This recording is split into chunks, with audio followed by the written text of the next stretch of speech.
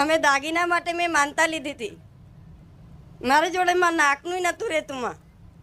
વેચાઈ જતું હતું કાં તો ગીરવે મૂકી દઉં માં.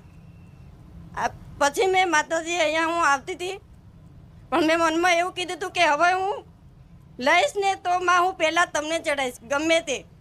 તો મેં કાંટા લીધા માં ઉપરના. હજુ લગીને હું પહેરતી નથી માં. ચંપલ નથી પહેરતી માં. કેટલા સમયથી નતા તમારી જોડે? 5 વર્ષથી કશું નતું રહેતું મારી જોડે.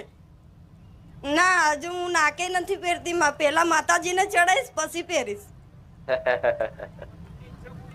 હા લાવો તો હું તમને તમારી બોલી પૂરી કરીને તમને પાછી આલું પછી પહેરો.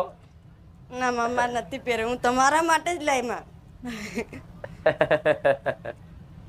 અને માં તમે મને મહિનામાં સપનામાં તો આવો જ છો માં.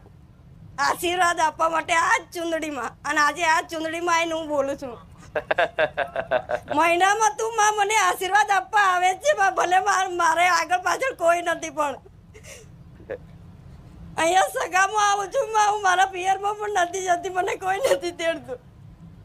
પણ મારા ભાઈની સાસરીમાં આવીને રહું છું અત્યારે. ભલે તારી ઈચ્છા હોય તો પછી ભલ ભલા ના માનતા હોય એટલે બોચું ચાલીને પકડી લાવું. મારે પોતે માં નથી. મારે નવી માં છે. એમ બધું આવું જ ચાલે. તમારે ઈચ્છા હોય તો ભલ ભલા સુધાર દઉં અને મેં ભલ ભલા સુધાર દીધા છે. એમાં ભૂલ નહીં.